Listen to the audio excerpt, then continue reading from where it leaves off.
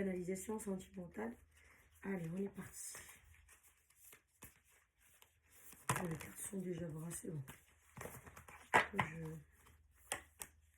Ok, ce n'est pas moi. Voilà, première carte qui est sortie.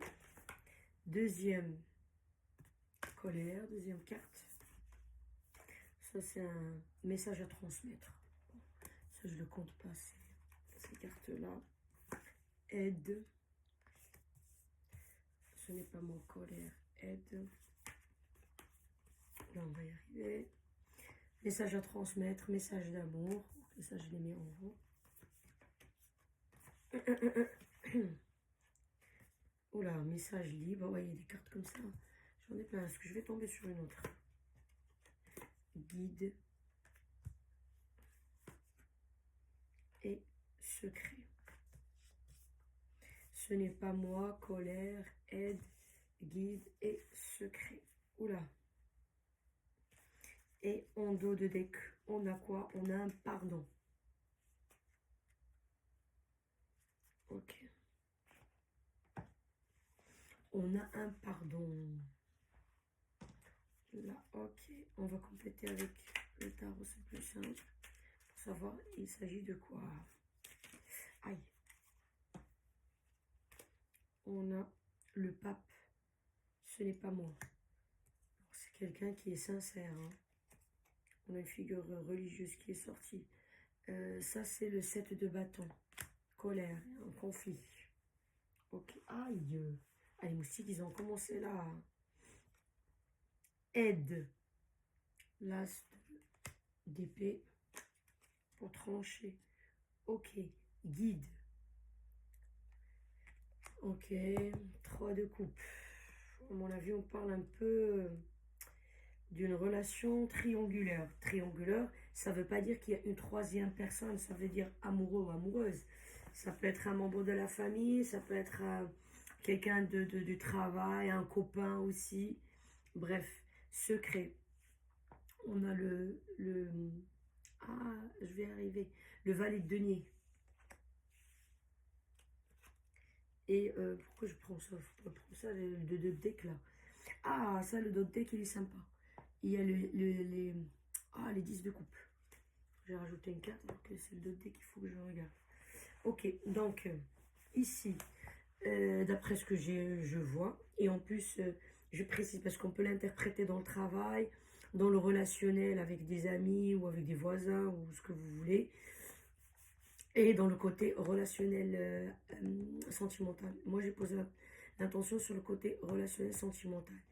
Ici, il y a eu quelque chose, c'est soit vous qui a fait cette chose-là, soit l'autre personne, donc adapté à votre situation, s'il vous plaît. Et le tirage là, il est quasiment très très précis. Ça ne va pas parler à une majorité de gens. Je pense pas, hein, parce que là on parle de troisième personne dans l'histoire. Et là, il y a quelque chose qui a été fait. Et on dit que ce n'est pas moi. Soit c'est vous qui l'a fait, soit c'est l'autre en face de vous qui l'a fait. Mais en tous les cas, ce n'est pas moi. Et il faut le croire. Moi, je pars sur le principe que c'est l'autre. Peut-être qu'il l'a fait. Vous regardez, justement. Mais si vous savez déjà l'histoire, vous n'allez pas regarder. On est d'accord. C'est-à-dire, vous voulez savoir la sincérité et la bonne foi, la bienveillance de l'autre. On vous dit qu'ici, cette personne-là, elle est bienveillante. Ce n'est pas elle. Je ne sais pas ce qui s'est passé aussi. On ne parle pas de la cause de ce qui a amené à ça. En tout cas, ce n'est pas elle. Ce qui a créé une colère et un conflit entre vous. Ok? Là, ce qu'on vous demande, l'aide. L'aide, ça veut dire, c'est s'entraider tous les deux dans cette relation. Comment ça s'entraider? Je ne parle pas forcément du côté matériel. Là, s'entraider, c'est dans le côté mental. Parce que l'épée dans le tarot, c'est le mental. Dans le sens que s'entraider, ça veut dire que on communique d'une manière constructive, d'une manière à ce que on mêle pas l'affect pour que ça fout les conflits et le bazar. Ça veut dire il faut qu'on suit, je sais pas comment vous l'expliquer, une manière logique. Donc analyser les choses calmement et d'une manière intellecte, pas s'emporter avec les émotions. Voilà. aider, ça veut dire s'entraider à faire avancer cette relation. Si vous voulez bien qu'elle avance. Maintenant, si vous voulez rester sur le conflit et la colère, vous pouvez. Donc, si vous voulez l'aide, la s'entraider à dépasser la colère et le conflit, on s'assoit et on discute vraiment qu'avec le cerveau. L'as d'épée, c'est vraiment l'intellect, quoi. C'est l'air, hein. Et l'air, dans le tarot, c'est comment dirais-je, l'intellect et le mental, c'est représenté par l'air. L'air, c'est les épées. Ok. L'élément R. Voilà l'élément R. Et guide. Et guide, ici, il y a une troisième personne. On a un guide. Troisième personne, je vais donner deux petites versions vite fait. Soit il y a une troisième personne dans votre histoire, peu importe qu'elle soit amoureuse, une belle-mère, un copain, un collègue de travail, qui a causé peut-être ça. Parce que moi, j'ai pas la cause, j'ai juste la conséquence, on va dire. Troisième personne qui a, à cause d'elle, qui s'est créé ça. Et là, le mieux, c'est que vous suivez votre intuition. Les félins, ils ont une intuition très aiguisée, hein. Et vous suivez votre intuition et vous guidez, ou peut-être suivez votre guide. Voilà, l'intuition aussi, quand on a un guide qui nous chuchote des choses, tout ça, c'est notre intuition, dit, ah, j'ai entendu une petite voix. Vous voyez, ça peut être ça. La deuxième des choses qu'on peut dire, c'est que, en fait, si le conflit et la colère que vous n'allez pas pouvoir dépasser ça, même en réfléchissant tranquillement, en discutant d'une manière intellectuelle, une manière constructive, une manière, je sais pas moi, enfin vous m'avez compris, vous n'y arrivez pas, prenez troisième personne, regardez comment c'est exposé ces trois coupes. Donc il y a deux et la troisième ici. Prenez un guide. Ça veut dire quelqu'un qui peut arbitrer entre vous, quelqu'un qui peut vous guider, entre guillemets. Ça peut être, je ne sais pas, quelqu'un que vous respectez tous les deux. Je sais pas.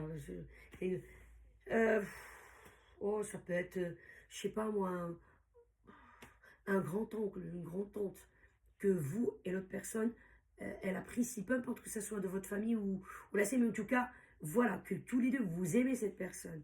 Moi, dans la famille de mon compagnon, oui, il y a deux, trois personnes que j'aime beaucoup, hein. C'est des gens, on dirait que je connais depuis X temps et je m'entends très très bien avec eux. Mieux que certaines personnes dans ma propre famille, par exemple. Voilà. Ça peut être un psychothérapeute, j'en sais rien moi, c'est selon la cause de ce qui a causé ce conflit entre vous et cette colère.